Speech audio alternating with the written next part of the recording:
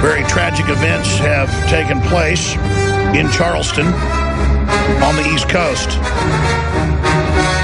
A deranged, classically mentally ill-looking young man has busted into a church last night and basically sat there for an hour before shooting and killing execution-style 9 black people on a white-on-black racial attack.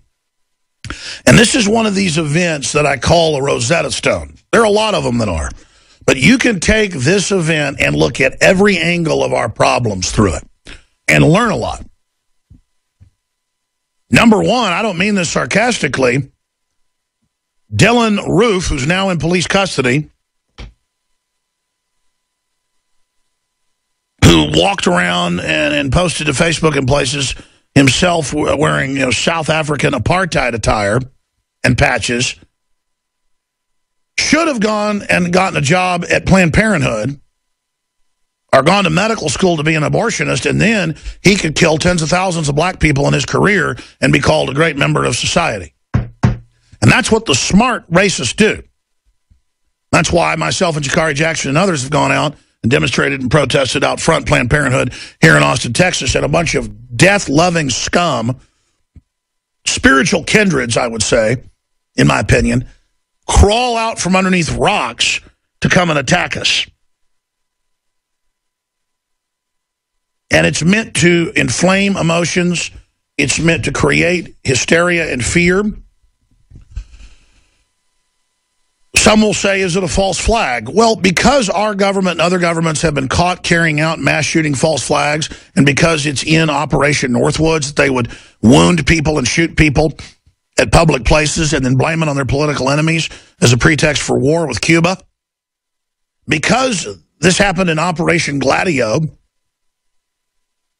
back in the 1950s and 60s and 70s in Europe, you have to say we have to look at that. I don't think that's what this is. It could be.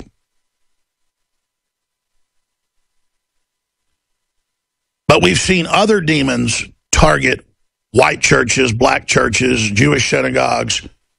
There was a famous case back in the late 90s in Fort Worth where a guy went in and shot and killed 14 people. Mainly a white church. It was a white guy doing it. He was a Navy veteran. And then it turned out he told his neighbors he was under mind control. And I thought, oh, probably schizophrenic. Till they talked to one neighbor and they said, no, we saw him one day being drug out by people in what looked like Navy uniforms and thrown in a white van. This is decades after he'd been in the Navy. You can look up that case.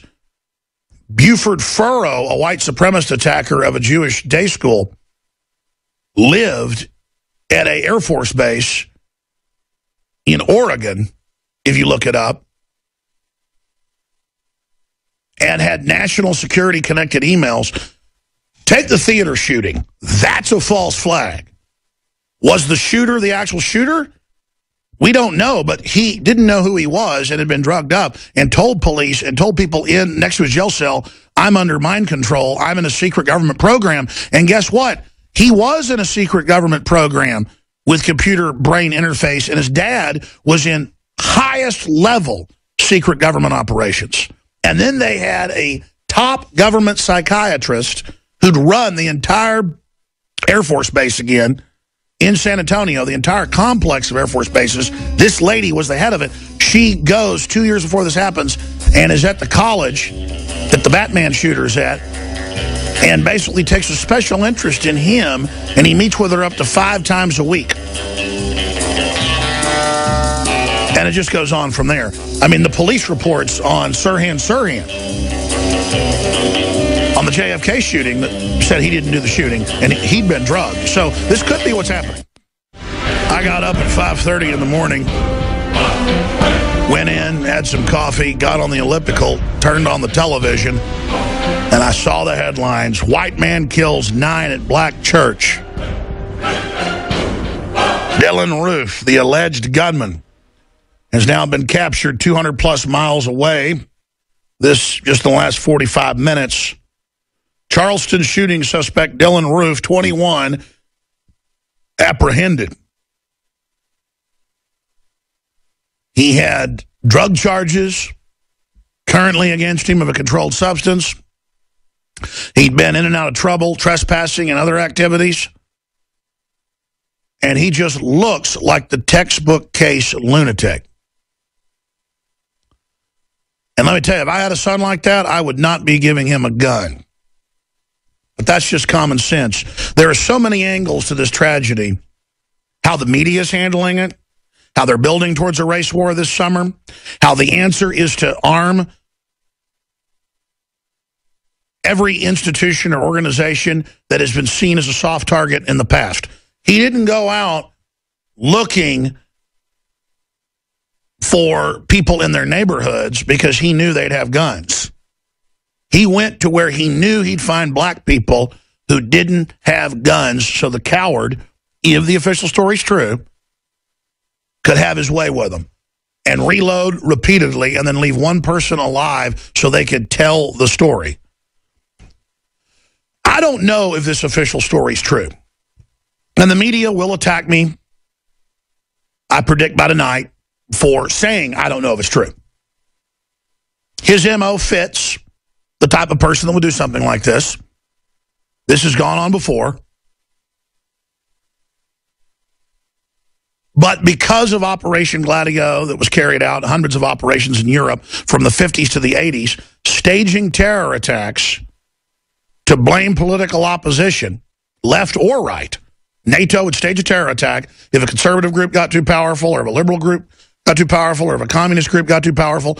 It's been declassified by the Italian Supreme Court, partially by the U.S. government, that they blew up trains, did mass shootings, shot up churches, you name it. By the way, did you hear 10 were shot, 10 white people were shot and killed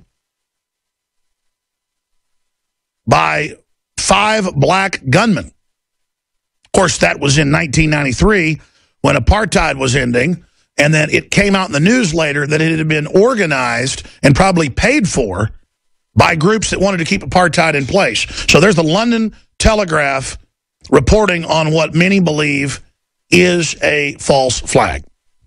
In 1993, Monday, the 26th of July, 10 shot dead in Cape Town Church.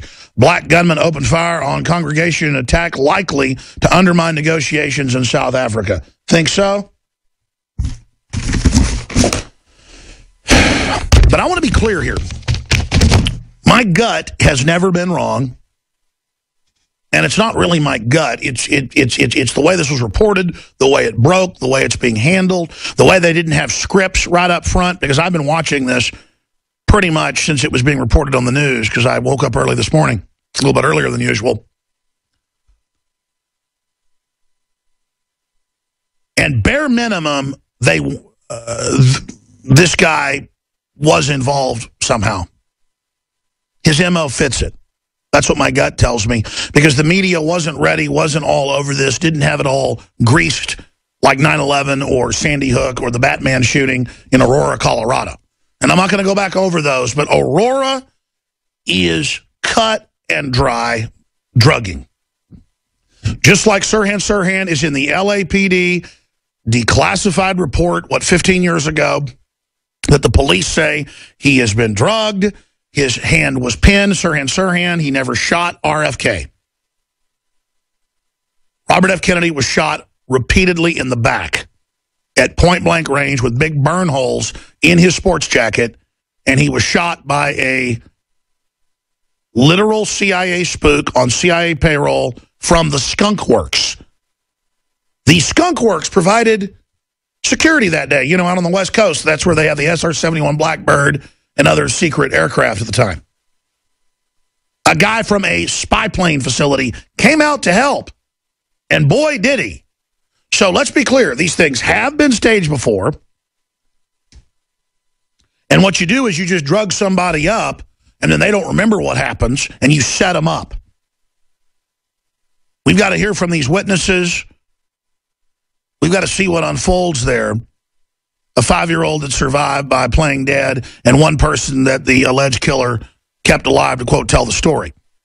But regardless, the mainstream media hyping racial division and race war in this country 24/7.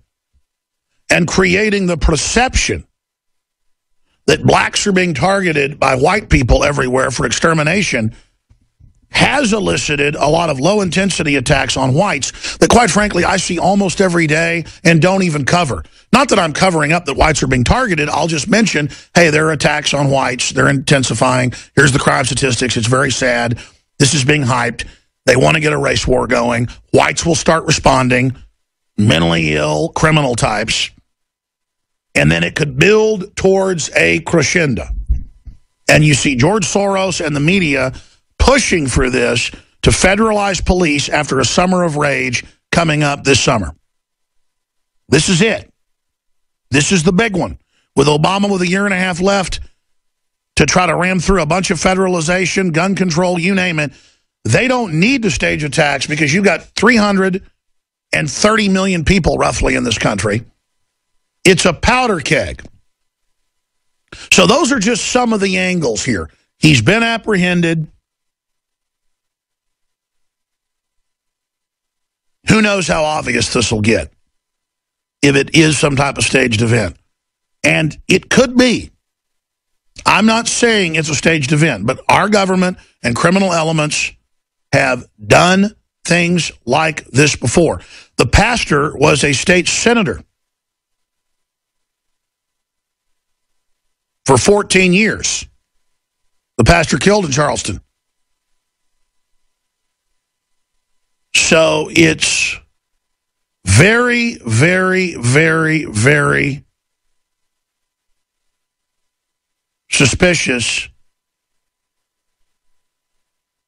that this is the particular place that was targeted.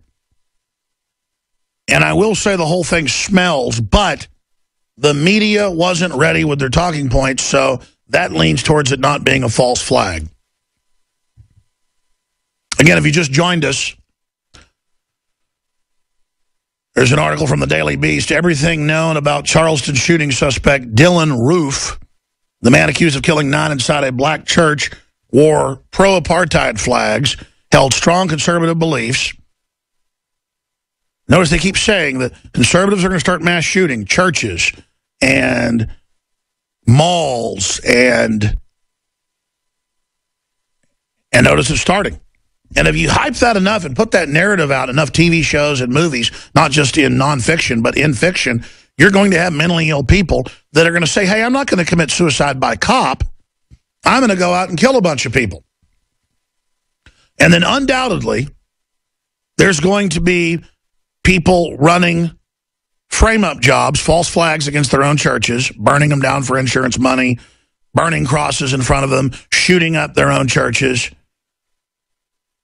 When you study the criminology, this always happens to get attention. The media will fan the flames of that, and then that will probably cause some real crazies to actually go out and do something as well and really get the ball rolling. Because they don't want civil unrest about the economy being shut down or about inequity and the globalist and the TPP and all these other big things that we're fighting right now. They want to change the narrative to whites and blacks fighting with each other. Police say they have arrested Dylan Storm Roof. This family needs to be looked into. The suspected killer of 9 people at a historic black church in Charleston. Roof 21 is from Lexington, South Carolina, and has been taken into custody in Shelby County, North Carolina. At a press conference, we got to get Reverend Childress on today about this from all Black Lives Matter. At a press conference, Police Chief Greg Mullen said a citizen tip led police to his car. He would not comment further on whether weapons were found in the vehicle, but said Roof was cooperative. Mullen refused to comment on Roof admitting to the shooting. He was previously arrested on April 26 on a trespassing charge and was awaiting moderation. Roof was also recently arrested on possession of a controlled substance. And again, earlier I was talking about mind control with Sirhan Sirhan and the police report, drugged, didn't shoot RFK, other events, so many of these shooters. It made me think of McVeigh. The state police found him foaming at the mouth. That was in the report, slobbering, saying, I've got a chip, it hurts, get it out, get it out.